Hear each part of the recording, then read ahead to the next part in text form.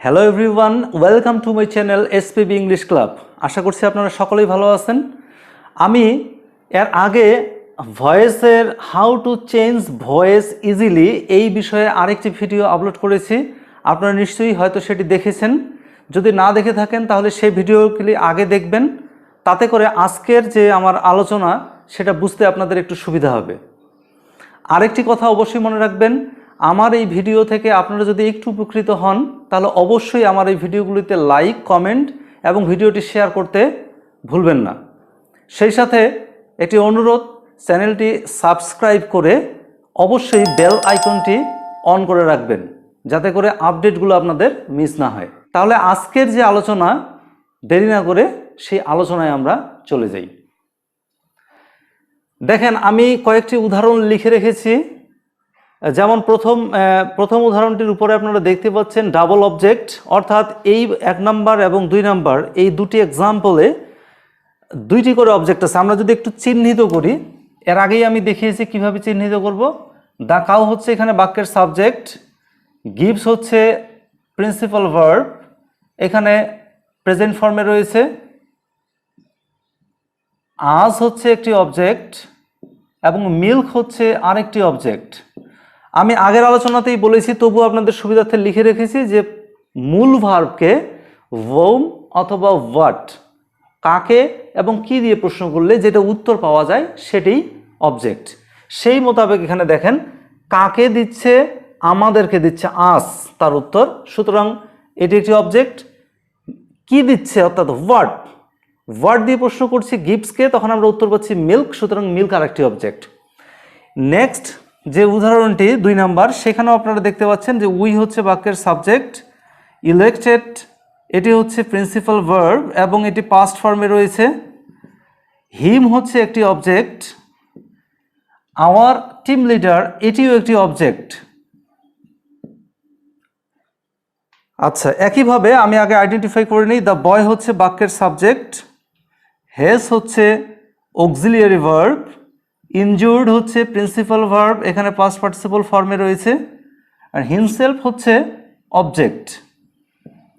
এবারে দেখেন, এই নাম্বার 1 এবং নাম্বার 2 এই দুটো আগে আমরা একটু খেয়াল করব।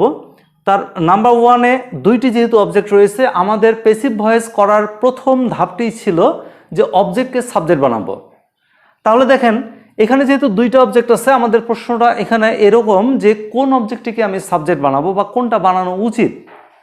আমি এক্ষেত্রে বলবো যে আমরা দুটি অবজেক্টের যে কোনো একটিকে আমরা ইচ্ছা করলেই সাবজেক্ট বানাতে পারি, এবং সেক্ষেত্রে বাকি যে অংশটি, অর্থাৎ বাকি যে অবজেক্টটি আমরা সাবজেক্ট বানাচ্ছি না, সেটিকে আমরা এক্সটেনশন হিসাবে ধরে নেব। আপনারা দেখেন, এখানে প্রথম যে অবজেক্টটি ছিল আস, সেটিকে সাবজেক্ট বানিয়ে আমি উই লিখেছি, অবজেক্টটি এখানে সাবজেক্ট হয়েছে।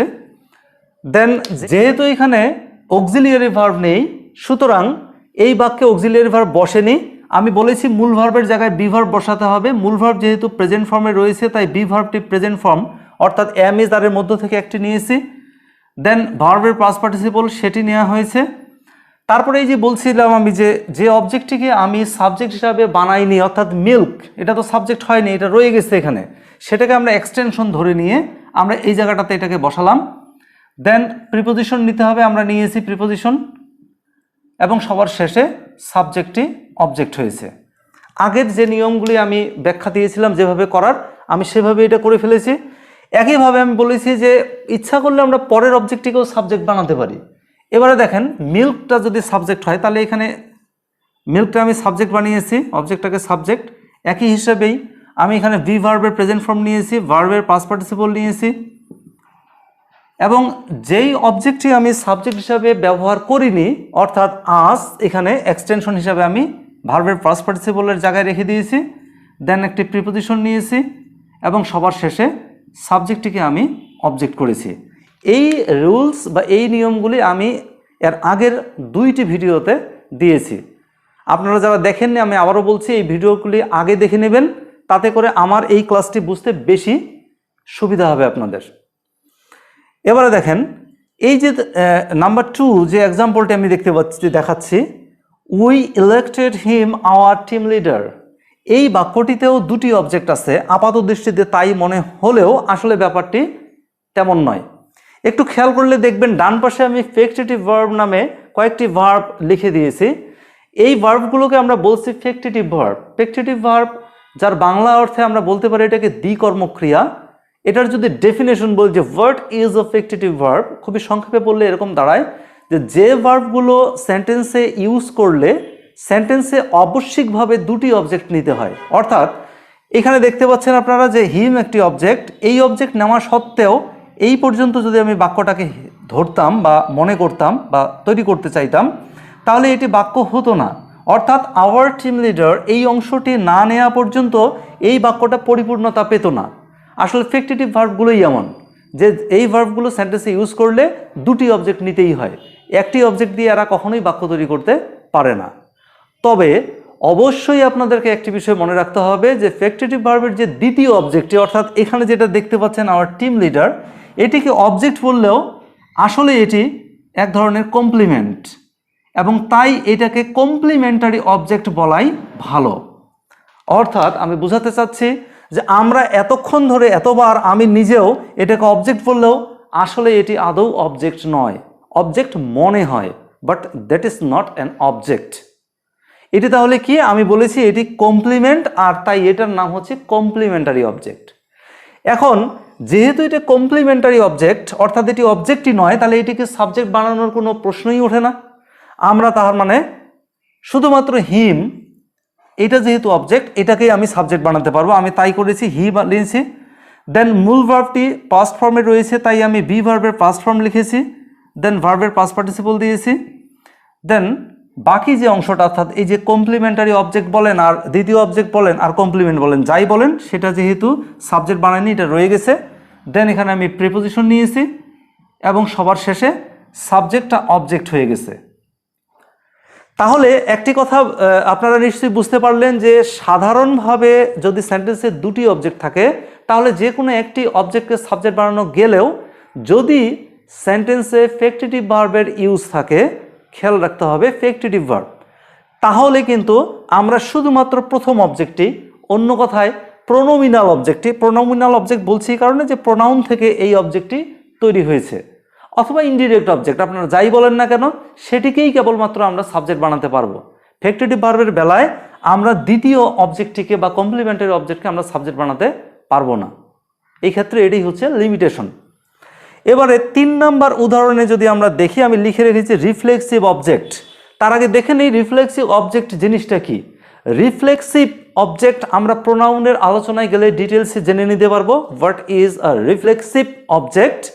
সেই ক্ষেত্রে আমি জাস্ট উদাহরণের খাতিরে আমি কয়েকটি লিখে রেখেছি, যেমন myself, ourselves, yourself, yourselves, himself, herself etcetera. অর্থাৎ আপনারা দেখতেই পাচ্ছেন সেলফ অথবা সেলফ যুক্ত প্রোনাউনগুলোকেই আমরা বলছি রিফ্লেক্সিভ প্রোনাউন, আর এইগুলি যখন অবজেক্টের জায়গায় থাকে তখন আমরা সেটিকেই বলছি রিফ্লেক্সিভ অবজেক্ট।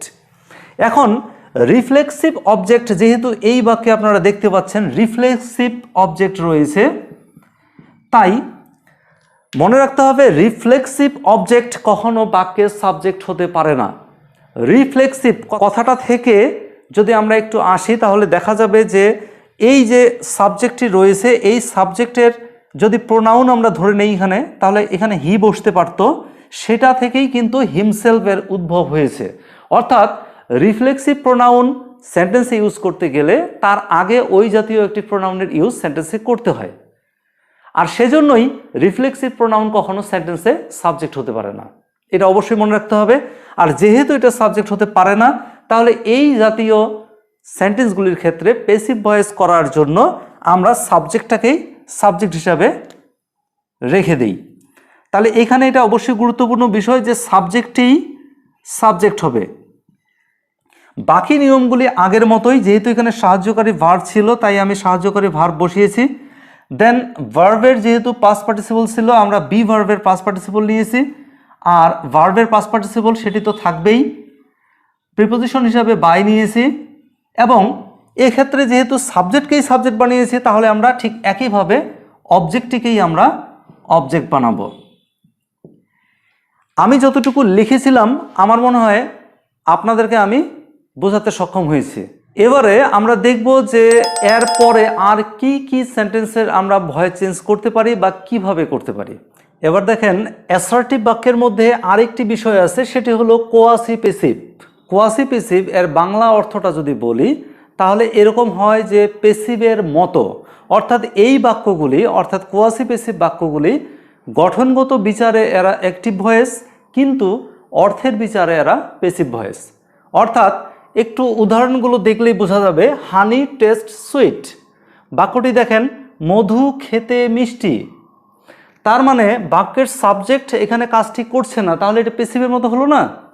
অর্থটা হচ্ছে পেসিভের মতো, কিন্তু স্ট্রাকচার বলছে যেহেতু বি ভার্বের ইউজ নেই, সুতরাং এটি পেসিভ ভয়েস নয়। এখন এরকম বাক্য যদি দেয়া থাকে অর্থাৎ কোয়াসি পেসিভ বাক্য, আমি চিনব কী করে আরেকটু বলি। ডান পাশে আমি লিখে রেখেছি যে কোয়াসি পেসিভ বলতে সাধারণভাবে বস্তুর বৈশিষ্ট্য বা ধর্ম প্রকাশ করে এরকম শব্দ থাকতে হয়, তাহলে সেই বাক্যটিকে আমরা কোয়াসি পেসিভ বাক্য বলতে পারি।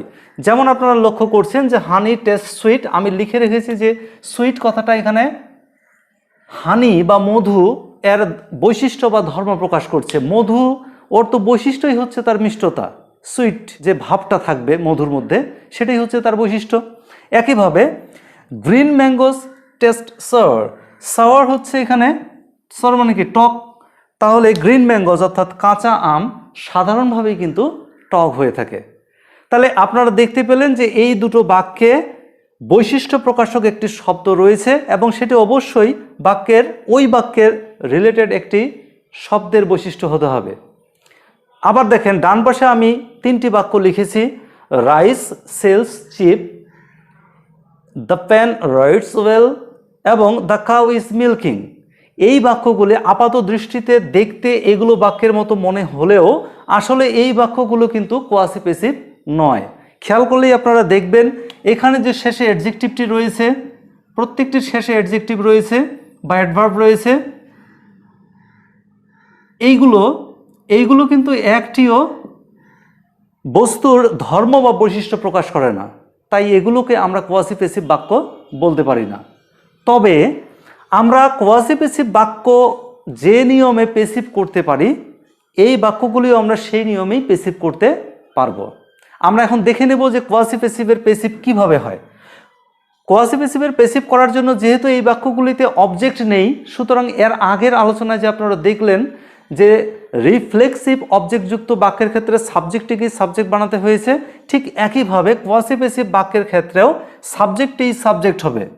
তাহলে দেখেন এখানেও আমরা সাবজেক্টটিকে সাবজেক্ট বানিয়েছি, দেন মূল ভার্বের জায়গায় বি ভার্ব বসিয়েছি, দেন বাকি যে অংশটা অর্থাৎ বৈশিষ্ট্য প্রকাশক যে শব্দটি সেটি আমরা বসিয়েছি।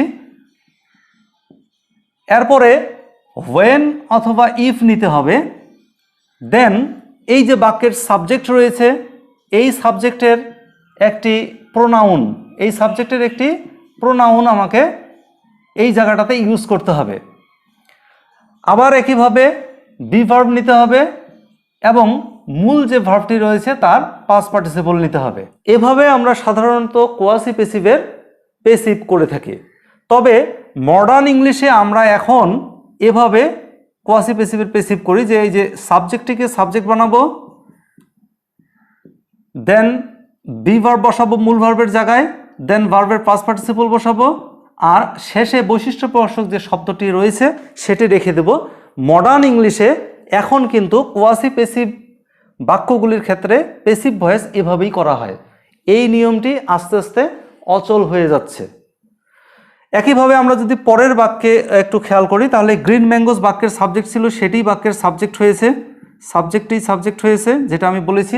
একইভাবে একটি বি ভার্ব বসেছে, দেন এই যে বৈশিষ্ট্য প্রকাশক শব্দটি সেটা বসেছে। তারপর আমি বলেছি হোয়েন অথবা ইফ নিতে হবে যে কোনো একটি। তারপর আমি বলেছি যে বাক্যের যে সাবজেক্ট তার প্রোনাউন নিতে হবে, আমি এখানে একটি প্রোনাউন নিয়েছি। এখানে যেহেতু হানি ছিল তার পরিবর্তে ইট নিয়েছি, এখানে যেহেতু গ্রিন ম্যাঙ্গোস অথবা প্লুরাল শব্দ ছিল তাই আমি দে নিয়েছি। তারপরে বি ভার্ব এবং ভার্বের পাস্ট পার্টিসিপল, এভাবে পেসিভ ভয়েস করেছি আগের নিয়মেই। একইভাবে এই যে আগের দ্বিতীয় যে নিয়মটি সেভাবে যদি আমরা করতে চাই তাহলে বাক্যটি এমন হবে যে গ্রিন ম্যাঙ্গোস বাক্যের সাবজেক্ট ছিল, সাবজেক্ট বানালাম, বি ভার্ব নিলাম মূল ভার্বের জায়গায়, দেন ভার্বের পাস্ট পার্টিসিপল, দেন বৈশিষ্ট্য প্রকাশক শব্দটি। আমরা এভাবেই প্যাসিভ করে ফেলতে পারি। আমি বলেছি এই বাক্যগুলি কোয়াসি প্যাসিভ না হলেও এই বাক্যগুলিও কোয়াসি প্যাসিভের মতো করে, অর্থাৎ এর যে কোনো একটি নিয়ম ব্যবহার করে। তবে আমি এই ক্ষেত্রে বলবো এই বাক্যগুলোর ক্ষেত্রে দ্বিতীয় নিয়মটি ইউজ করতে আমি বলবো। আমি প্রথম নিয়মটি অর্থাৎ কোয়াসি প্যাসিভের যে এই যে নিয়মটি আমি এটি ব্যবহার করতে মানা করব আপনাদেরকে। আমি বলবো আপনারা এই যে দ্বিতীয় নিয়মটি দেখতে পাচ্ছেন এভাবে এগুলোর প্যাসিভ করে ফেলবেন। অর্থাৎ রাইস সেল চিপ, এটার যদি প্যাসিভ করি তাহলে হয় রাইস ইজ সোল্ড চিপ। আমি একটু লিখে দিই, রাইস ইজ সোল্ড চিপ। একইভাবে the pen is written well. একই রকমভাবে the cow is being milked. আপনারা দেখতেই পাচ্ছেন যে আমি সবগুলি এই নিচের নিয়মটি অনুসরণ করে করেছি। কোয়াসি প্যাসিভ অথবা এরকম কমপ্লিমেন্ট যুক্ত বাক্যের ক্ষেত্রে আমরা প্যাসিভ ভয়েস সাধারণত এই নিয়মেই করে থাকি।